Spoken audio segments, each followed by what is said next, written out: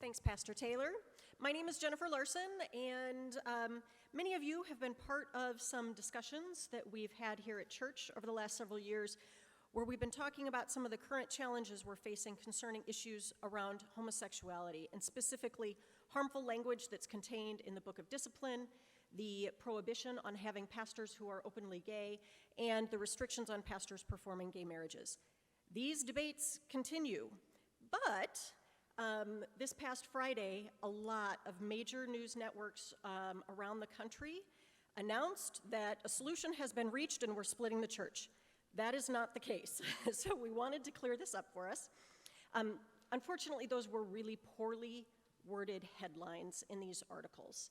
And instead what happened is a group of 16 leaders from all spectrums of this debate in the church met and have been working on some ideas, and they came up with what they thought is a very reasonable solution. But they, as influential as these leaders are, they have no ability to actually implement this solution. So at this stage, it is only a possibility. Major decisions like splitting the church or having major changes like we're talking about can only be made at a general conference, and our next general conference will be in early May in Minneapolis. Currently, we know of at least 9 pieces of legislation that have been introduced that will be discussed at general conference about these issues, and this possibility that just showed up in the news on Friday might be a 10th piece of legislation that would be discussed. I don't want to mislead you. A split in the United Methodist Church is a possibility, but it's one of several possibilities. And I want to also let you know that of all the reading I've done about this and all the conversations I've had around the conferences, the people who are working on this issue are focused first and foremost on keeping as much of the church together as we can. Secondly, we are focused on reducing as much harm as we can that may come not only from the issues we're talking about, but from whatever the solution to these issues is.